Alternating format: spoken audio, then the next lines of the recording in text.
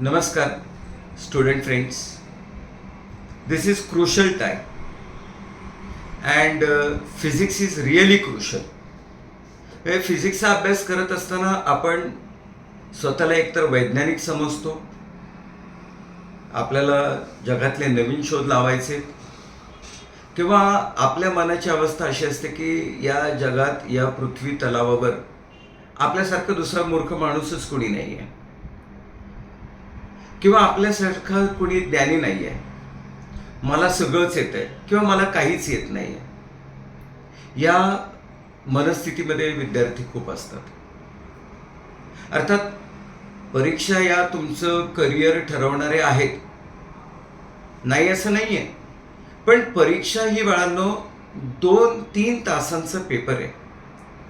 आणि तुमचं आज वय कमीत कमी 16-17 वर्षाचे तुम्ही आहात. 17 वर्षाच्या वयाचा मुलगा 3 तासाच्या परीक्षेला घाबरतो, हीच मला मुळात न पटणारी गोष्ट आहे. आणि सायकोलॉजी असते. अरे तुम्ही विचार कसा करताय एखाद्या गोष्टीचा ना, याच्यावर तुमच्या जीवनामध्ये तुम्ही कसे घडणार आहात हे ठरत जातं. रात्रीच्या अंधारातनं जर चालत असताना मनामध्ये भीती निर्माण झाली ना, तर भीतीयुक्तच घटना आजूबाजूला घडणार आहेत. पण रात्रीच्या अंधारातनं चालत असताना ते मोकळं दिसणारं आकाश आणि त्या अवकाशामधलं जे काही ताऱ्यांचं रूप आहे, चमकणारा तारा असेल, त्या चमकणाऱ्या ताऱ्यासारखं तुम्हाला चमकायचंय. या अंधारात चाचपडायचं नाहीये, कारण त्या अंधाराच्या वरती चमकणारा तारा तुम्ही आहात. परीक्षा 3 तासांची बाळांनो. मानसिकता बदला. खूप सोपं असतं मानसिकता बदलणं. फिजिक्स खूप अवघड असतो सर, केमिस्ट्री आणि मॅथ्सला जमतं, एक टिपिकल टाईपचे न्यूमेरिकल येतात. कोण म्हटलं फिजिक्समध्ये येत नाही? फिजिक्समध्ये टिपिकल प्रश्न असतातच की. मी माझ्या अखंड तुम्हाला जे दिलेत व्हिडिओ, त्या व्हिडिओजमध्ये ते कायमस्वरूपी येणारे प्रश्न आहेत रे बाळांनो. घाबरण्यासारखं काही नाही. म्हणजे ज्या विद्यार्थ्याचा अभ्यास खूप झालाय तोही मनात भीती ठेवतोय, आणि ज्याचा अभ्यास नाही झालेला तोही मनात भीती ठेवतोय. मला आता दोघांसाठी बोलायचं आहे. मी घाबरणारे जे त्यांनी घाबरू नये, म्हणजे ज्यांच्या मनात बिलकुलच भीती नाही आहे परीक्षेबद्दल, असेही बिनधास्त वागणारे असतात. नका असं बिनधास्त नका वागू, कारण तुमच्या आयुष्याची सुरुवात इकडून होते. आणि लक्षात ठेवा की तुम्ही या परीक्षांसाठी प्रिपेअर करत असताना तुमच्या जीवनासाठी प्रिपेअर करता. मार्क कमी जास्त पडू द्या. आम्ही तुमचे पालक, मी असेल, आम्ही मिळवले ना आमच्या परीक्षांमध्ये. कमी मार्क मिळालेले असतील, जास्त मिळालेले असतील, पण आता जीवनाच्या या टप्प्यावर आल्यानंतर आम्ही काहीतरी आमच्या आयुष्यामध्ये सुखा समाधानाचं यश प्राप्त करू शकलोय. म्हणजे कुठेतरी चुकलेलो असणारे, कुठेतरी आम्ही चांगले ठरलेलं असणारे. मग आम्ही जिथे जिथे चांगले ठरत होतो त्यावेळेला आम्ही कसे वागलो, ते गोष्टी मनात घ्या ना. 98 मार्काचा पेपर आहे, 70 मार्क पडायचे. मला वाटतं याच्यापेक्षा जास्त मोटिवेशन नाही आहे. अरे ज्यांचा अभ्यास झालेला नाही ना, त्यांनी चॅप्टर वाईज आपले जे काही पेपर झालेले आहेत, किंवा चला माझ्या क्लासमध्ये जो विद्यार्थी IOP मध्ये शिकत नाहीये, 25 वर्षाच्या अनुभवावरनं एक गोष्ट सांगतोय, 3-4 वर्षाचे मागचे पेपर आणि माझ्या IOPतल्या पोरांनी माझे फुल पोर्शन पेपर 5-6 सोडवा रे. 3 तास जातील, 15 तासात फिजिक्सचा अभ्यास होईल. 15 तासात किती मार्क मिळवाल माहितीये का? 70 पैकी 70. कारण तुम्ही ज्यावेळेला 5-6 पेपर सोडवता ते 98 मार्काचे असणार आहेत. म्हणजे 5 पेपर तुम्ही 500 मार्काचे सोडवल्यानंतर 70 मार्काचं त्याच्यामधलं येणार आहे. मला वाटतं ही कमाल गोष्ट आहे. मग इतकं साधं आहे अभ्यास करणं, इतकं साधं आहे. तुमचा विचार बदला, सगळं बदलतं. 5 पेपर सोडवता येण्यासाठी ठराविक तुम्ही कुठले आर्टिकल केले पाहिजेत. मी वारंवार व्हिडिओजमध्ये वारंवार सांगतोय. डायग्राम्स कुठले असाव्यात, ग्राफ्स कुठले स्टडी केले पाहिजेत, न्यूमेरिकल साधारणपणे कुठल्या टाईपच्या आर्टिकल्सवर न्यूमेरिकल येतात. खूप बोललोय, खूप चर्चा केली आहे. ते तुम्ही बघाच. 1-1, 1.5, 2-2 मिनिटाचे व्हिडिओ आहेत. 16 चॅप्टरसाठी 32 व्हिडिओ दिले. 32 मिनिटात तुमचं अभ्यास काय करावं हे सांगितलंय. आणि आता मी सांगतोय काय, 15 तासात तुम्ही 5 पेपर सोडवा. कुणी चेक करो अथवा न करो. आपल्याला प्रश्न येत नाही, बघा पुस्तकात सोडवा. आपल्याला न्यूमेरिकल सोडवता येत नाही, बघा पुस्तकात सोडवा. तुम्हाला सॉल्व न्यूमेरिकल जमत नाही, IOPच्या सॉल्व प्रॉब्लेमच्या लिस्टमध्ये तुम्हाला तो प्रश्न सापडणार, बघा सोडवा. 15 तासातला अभ्यास आहे. बरं, आता ज्यांचा अभ्यास झालाय त्यांच्यासाठी काय महत्वाची गोष्ट आहे की तुमच्या परीक्षेमध्ये तुम्हाला वेळ जो आहे तो लिमिटेड वेळ आहे. 70 मार्कांसाठी 10 मिनिटं आता गव्हर्नमेंटने वाढवून दिलेली आहेत, 15 मिनिटं वाढवून दिलेली आहेत. पेपर आधी हातात येतो वाचण्यासाठी. वाचा ना पेपर. का वाचायचं माहिती आहे का? पहिले 5-10 मिनिटं वेळे म्हणून आपण लगेच पेपर आला हातात सोडवायला सुरुवात करायची नाही. पेपर वाचा बाळांनो, कारण काही डिस्क्रिप्टिव्ह क्वेश्चन्स असतात. खूप थ्योरी लिहिली ना तरी साधारणपणे मला खूप आवश्यक वाटणारा मुद्दा मी पेपर चेक करत असेल तो नसेल ना तर मी अर्धा मार्क कट करणार, 1 मार्क कट करणार. तुमच्या थ्योरी पार्टला डायग्रामचं एक्सप्लेनेशन पाहिजे, डेरिव्हेशनला डायग्राम हवी आणि डायग्रामचं एक्सप्लेनेशन हवंय. या गोष्टींची काळजी घेणं महत्वाचं आहे रे. नुसतं आपला आला पेपर सोडवायला सुरुवात केला, डायग्रामचं एक्सप्लेनेशन पाहिजे. थ्योरेटिकल क्वेश्चन कमीत कमी अवॉइड करायचे, जिथे येतच नाही तेच फक्त प्रश्न अटेम्प्ट करा. थ्योरी मॅक्सिमम थ्योरी अवॉइड करण्याचा प्रयत्न करा. आणि डेरिव्हेशन असेल, डिफरन्स असतील, डेफिनेशन्स असतील, डायग्राम्स असतील, हे प्रश्न 100% मार्क मिळून देणार आहेत, ते केलेच पाहिजेत. एक्सपेरिमेंट असेल 3-4 मार्काला तुम्हाला एक्सपेरिमेंट होतो. आहेत किती एक्सपेरिमेंट आपल्याला?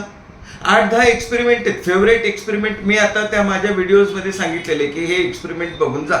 आणि तुम्हाला माहिती आहे तर एक्सपेरिमेंटच्या बाबतीमध्ये डायग्राम काढा, प्रॉपर तुम्ही प्रोसिजर केलेली. आणि समजा एखाद्याने कॉलेजमध्ये जाऊन एक्सपेरिमेंट केलेलं नसेल तरी आता काय सोनोमीटर एक्सपेरिमेंट आहे तुम्हाला, त्याच्यानंतर रेझोनन्स ट्यूब एक्सपेरिमेंट आहे, मीटर ब्रिजचा आहे, पोटेन्शियोमीटर आहे. याच्यापेक्षा काय येणार आहे रे एक्सपेरिमेंटवर?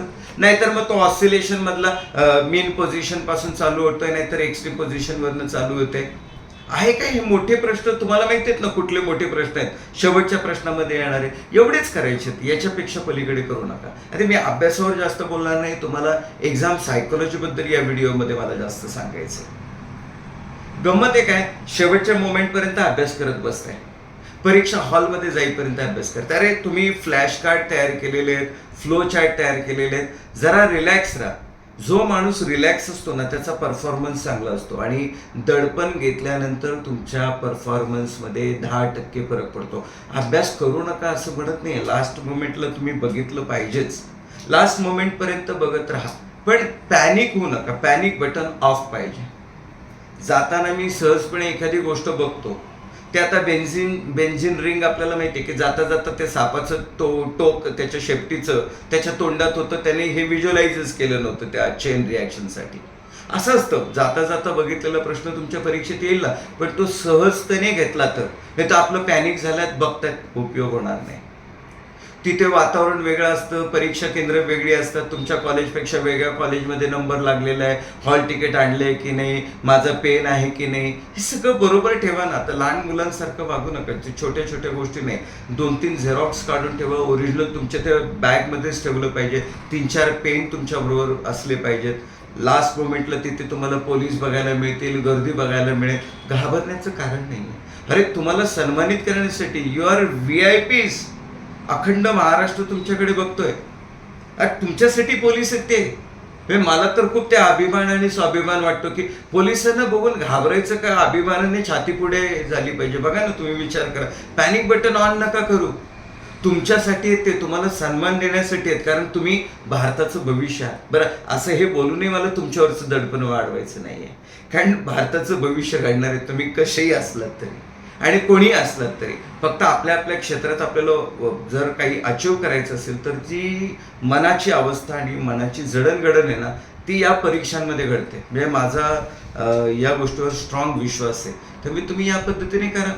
अभ्यास तुम्ही केलेला आहे, आणि जो केलेला आहे ना, बिंदास जा रे बॅटिंगला. तुम्ही तेंडुलकर आहात, तुम्ही तुमच्या क्षेत्रातले विराट कोहली आहात, तुम्ही तुमच्या क्षेत्रातले आता कालचा आपला जो जयस्वाल आहेत, डायरेक्ट डबल सेंचुरी तुमच्याकडनं होणार आहे. ते बिंदास्त खेळा. पिचवर गेल्यावर बॉलरला घाबरू नका. बॉलर बघून बॅटिंग नाही करायची ना, प्रश्न बघून आपल्याला उत्तरं ठरवायची असतात. प्रश्न ठरवून नाही द्यायचे परीक्षेत, प्रश्न बघितल्यानंतर आपलं उत्तर. प्रेडिक्शन मी सांगितलेलं आहे असलं तरी तुम्ही मेहनत घेतलेली आहे, तुम्ही अभ्यास केलेला आहे, त्यामुळे तुम्ही काही रिकामट तुमचं डोकं नाही आहे. तुम्ही प्रचंड भारी आहात. त्या प्रचंड आत्मविश्वासाने तुम्ही केलेल्या अभ्यासाच्या जोरावर तुम्ही परीक्षेला जा. तुम्ही धमाका करून येणार रे, आणि तुमच्यासारखे तुम्ही आहात. तुम्ही इतरांबरोबर कम्पेअर करू नका. मला बोर्डात त्याच्यापेक्षा कमी मार्क पडतात, आत्तापर्यंतच्या परीक्षांना किती मार्क पडले हे माझ्यासाठी महत्त्वाचं नाही. कारण तुमच्या रेकॉर्डवर तुमच्या मार्क जे काही येणार आहेत ते आताच्या परीक्षेचे येणार आहेत. कदाचित आत्तापर्यंत तुम्हाला खूप जास्त मार्क पडत असतील, कमी पडतील, आत्तापर्यंत कमी मार्क पडत असतील, जास्त, दोन्ही पॉसिबिलिटीज आहेत ना. पण चांगला विचार केला तर पॉसिबिलिटी कुठली वाढते? जास्त मार्क मिळण्याची. मग त्यानं तुम्ही जे काही झोकून द्यायचं आहे तुम्हाला 3-4, हा पण हे सगळं करत असताना विनाकारण 3-4 दिवस रात्रीचं जागरण करणं वगैरे हे नका करू. मग कोणीतरी मित्र म्हणतो की अरे याच्याकडे पेपर फुटलाय, त्याच्याकडे पेपर, फालतूपणा आहे हा. पेपर फुटलेला नाही. आणि अगदीच तुम्हाला पेपर फुटलेला पाहिजे ना, माझे 3-4 पेपर आहेत ते घेऊन जा, त्याच्यातले 500 मार्कांचा अभ्यास करा, 70 मार्क त्याच्यात येणारे. फालतूपणा नका करत बसू. तो पेपर फुटलेला कुठला तरी मिळवायचा वगैरे असलं काही नसतं. आणि फुटला ना तर तुमच्यासाठी सांगतो, तो फुटलेला पेपर मी तिथल्या तिथे थांबवू शकतो तुमच्यासाठी. कारण तुम्ही वर्षभर अभ्यास केला आणि तुमच्यापेक्षा एखाद्याने कॉपी करून जर मार्क मिळवले तर तो तुमच्यावर अन्याय होतो. आणि महाराष्ट्र शासनही तसं तुमच्यावर अन्याय होऊ देणार नाही. इमिजिएट ॲक्शन्स घेतले जातात. सो डोंट वरी. आणि आपलं नुकसान होणार नाही आहे. तुम्हाला प्रॅक्टिकल्सला भरपूर मार्क मिळालेले, 30 मार्क मिळालेले. आणि खरं सांगू का, 30 मार्क मिळालं, पासच व्हायचं असेल तर 7-8 मार्कांचे मिळतं अरे.